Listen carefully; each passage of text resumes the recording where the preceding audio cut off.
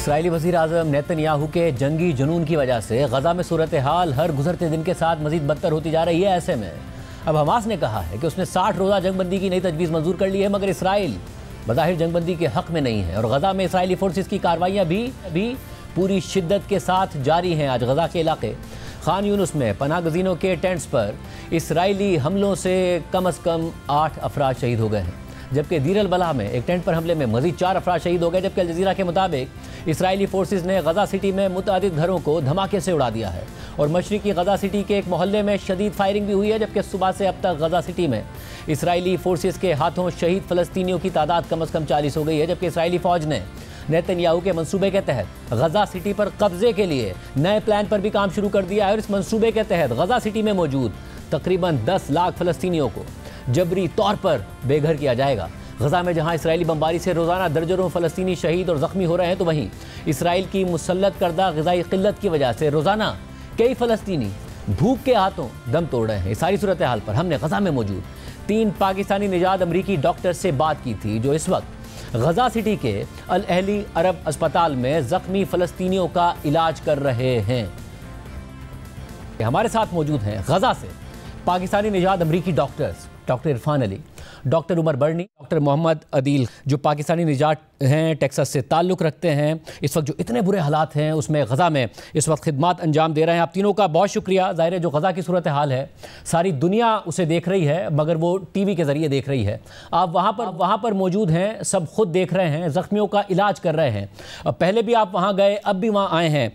पहले मुझे आप बताइएगा, जो कुछ आप देख रहे हैं अब और ऐसी सूरत हाल जिसमें यह तक प्लान बन रहा हो कि पहले इन पर बमबारी की गई, फिर इनको फाका कुशी का शिकार किया गया और अब इनको यहाँ से मुंतकिल किया जाए, इस किस्म की प्लानिंग हो रही है, क्या देख रहे हैं आप?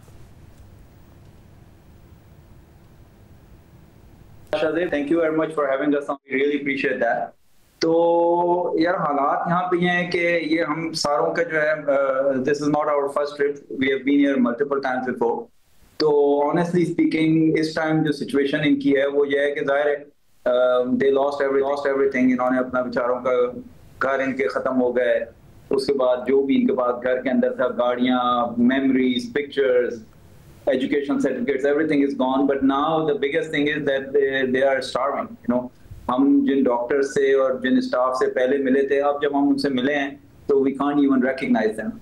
तो ये बेचारे जो लोग हैं, मतलब these are exhausted, they are tired, they are completely done. Most of them have been displaced. तकरीबन 20 से 30 दफा ऑन एन एवरेज ये लोग डिस्प्लेस हो चुके हैं।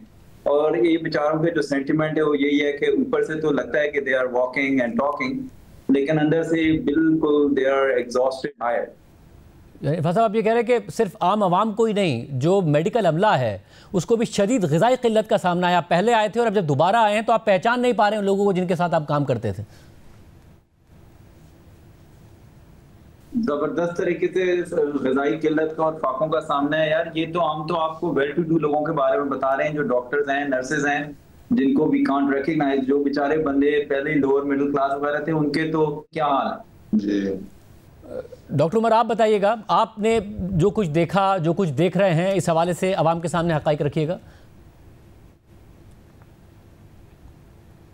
देखिए, यहाँ तो मेरा ख्याल है कुछ गुर्बत जो इनकी, ये कोई पहली जंग तो नहीं हुई ना इनके, ये पिछले 20 साल से मेरा ख्याल है 5वीं या 6ठी जंग हो रही है इनके ऊपर। तो गुर्बत के हालात वैसे ही काफी ज्यादा थे, लेकिन अल्लाह का शुक्र ये लोग जो हमें बताते हैं वो ये बताते हैं कि जी हम सबका गुजारा हो रहा था और मतलब जो इकोनॉमिक हालात थे वो ठीक थे, मतलब कोई खास इतनी महंगाई नहीं थी, मतलब इनके लिविंग स्टैंडर्ड्स बहुत अच्छे थे।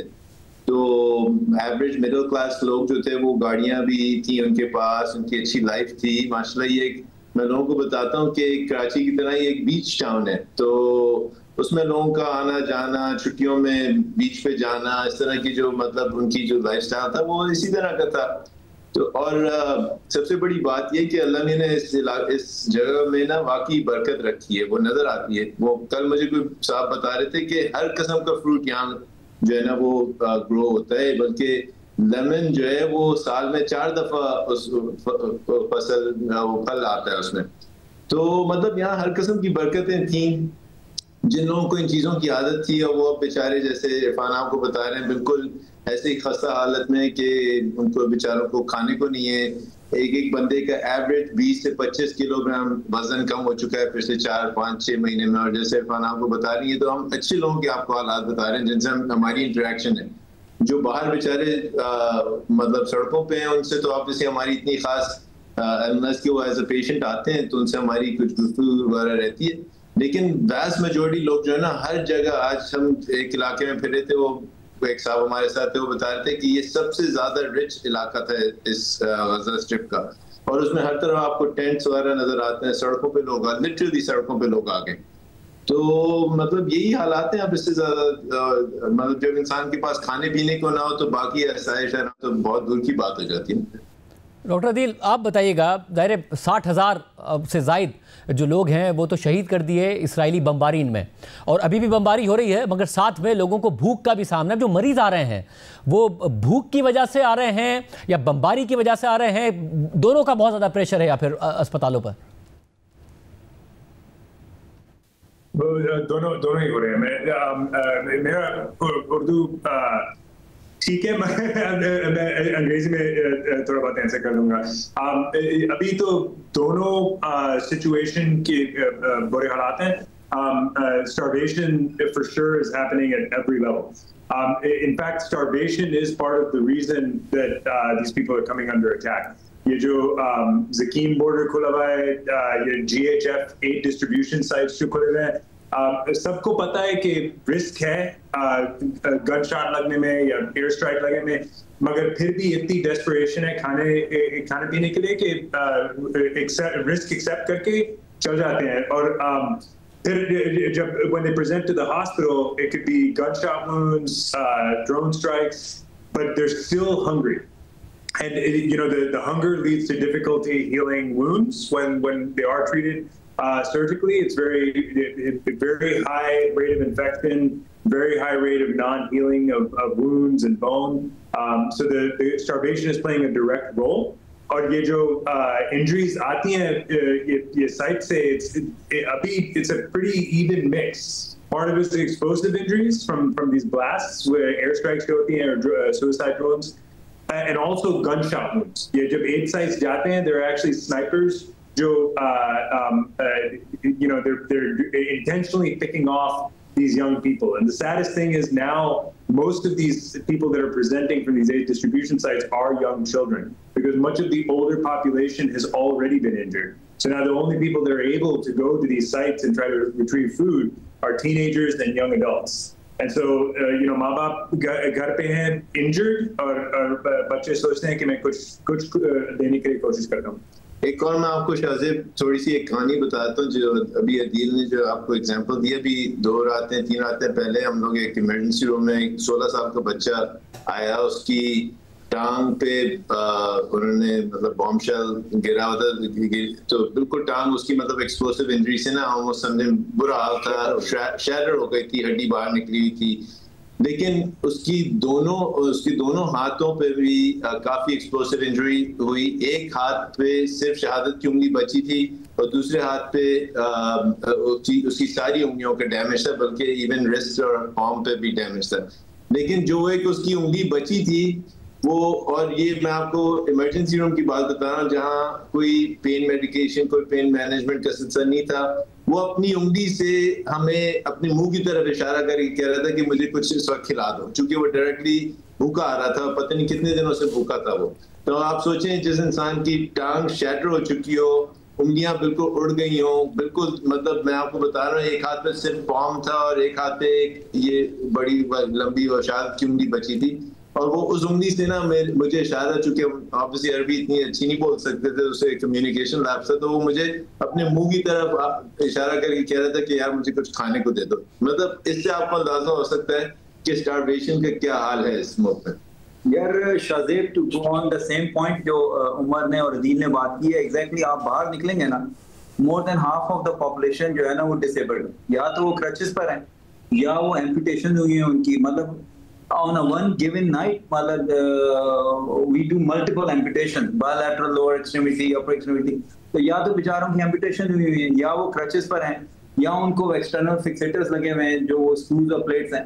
तो बेचारे जो यंग बच्चे हैं, these guys go out and into it। और इतने यंग बच्चे जब वॉर में आते हैं, 6 साल 7 साल 8 साल के बच्चे, किसी को स्कल फ्रैक्चर है, किसी को लोअर लिंब का फ्रैक्चर है, आप यकीन कर रहे हो शायद एक बच्चा भी ओपी में नहीं आया है जो रो रहा, रोते नहीं है। पता नहीं है अल्लाह ताला ने किस तरह की ये कौम को माशाल्लाह रेजिलियंस दी है।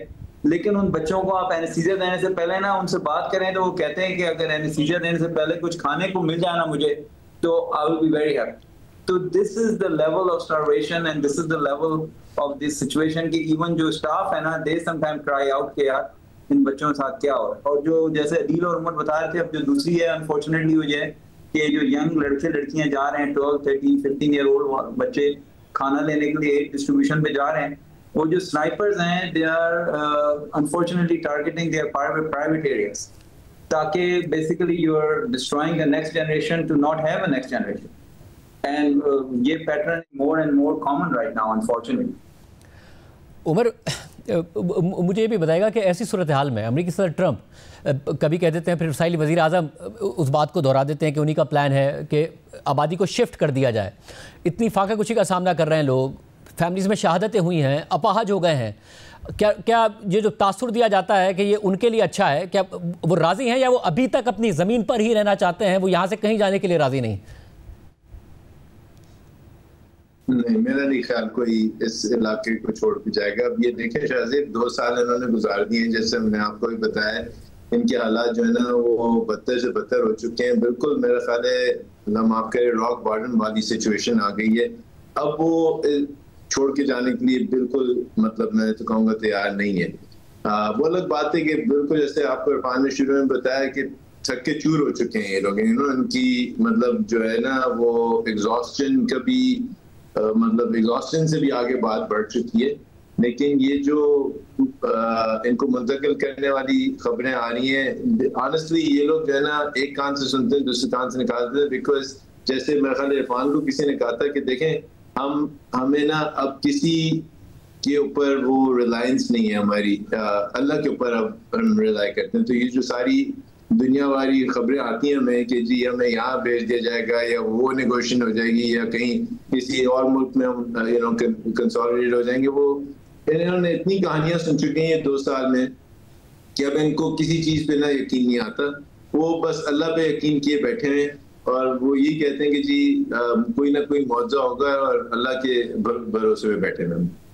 यार Shahzeb, I hope at some point के इंटरनेशनल प्रेस को इजाजत मिले एंड आई होप के आप जैसे लोगों को आके ना इन लोगों से मिलने का मौका मिले। ये बंदे अपना सेंटेंस शुरू करते हैं तो अल्हम्दुलिल्लाह से करते हैं, मिडिल में कई दफा अल्हम्दुलिल्लाह बोलते हैं, एंड पे अल्हम्दुलिल्लाह बोलते हैं। कल हम ओटी में थे और मैं तो एक एनेस्थीसिया टेक्नीशियन काम कर रहा था, तो दूसरे बंदे ने बताया कि जी आज जो बॉम्बिंग हुई है इसकी बहुत सारी फैमिली मेंबर शहीद हो, लेकिन वो बंदा काम कर रहा है अभी। तो हमने उससे जब अफसोस का इज़हार किया, उसने कहा शुक्र अल्हम्दुलिल्लाह। तो वही बात है कि मतलब इन्होंने बुरा टाइम देख लिया और वो उम्र की बात सही है। वो कहते हैं कि अगर हम किसी भी दूसरे मुल्क के बारे में सोचें ना, चाहे मुस्लिम मुल्क या गैर मुस्लिम मुल्क, वी गेट मैड। सिर्फ हमें कंफर्ट मिलता है जब हम अल्लाह के बारे में सोचते हैं और अल्लाह से अपनी उम्मीद लगाते हैं। बड़े स्पेशल लोग हैं ये लोग। आदिल, आप ये बताएगा कि एक तरफ ज़ाहिर ये हालात हैं, मगर दूसरी तरफ इसराइल ने बमबारी में अस्पतालों को भी निशाना बनाया है और फिर जो अस्पताल बच गए हैं वहाँ पर भी मेडिकल सप्लाईज़ की कमी है, मेडिसिन की कमी है, मशीनरी की कमी है, हालात बुरे हैं। इन तमाम चीज़ों का सामना करना पड़ रहा है आप लोगों को जब आप इलाज कर रहे हैं ऐसे लोगों का जो बुरी तरीके से बमबारी में ज़ख्मी हो रहे हैं। हर चीज़ बहुत शॉर्टेज में है। Medicines are very limited. ये जो infection का problem है, it would be very helpful to have more antibiotics. मगर है ही नहीं, तो wound साफ करके there's not really antibiotics that you can treat the patient with. Equipment is incredibly limited. ये हम orthopedics करते हैं and orthopedics, spine surgery. These types of surgeries require a lot of implants, metal implants to fix bone. They're just non-existent. So many of these injuries are now being treated with external fixators. Just हम pin डालते हैं bone में और फिर a rod connecting them. And unfortunately, even those are incredibly limited. They're literally taking external fixators off of patients that have died reprocessing them and reusing them. I mean, unfortunately, जब medical delegation आती है, we are told that you are only allowed to bring personal items. It's a very strict restriction on the Israeli side at the border. The WHO communicates that to us. That there is a risk that if you try to bring extra equipment in, the whole group could get turned around. This is severely restricted. यार शाहजेब, वो equipment के अलावा यहाँ पे तो electricity की supply continuous नहीं है। आप यकीन करें, हर 5 मिनट में बिजली चली जाती है। तो जो है अंधेरे में सर्जरी करते हैं, आपको ना फोन का आप चार्जर वो करें। अब ये लोग कहते हैं कि वो फोन की लाइट ऑन करो, कभी आप उनको दिखाते हैं, कभी आपने एनेस्थीसिया की मशीन की तरफ देखना होता है जो कि चल ही नहीं रही होती, वेंटिलेटर काम नहीं कर रहा है, लाइट ही चली गई। एवरी 2 मिनट्स पे तो लाइट चली जाती है।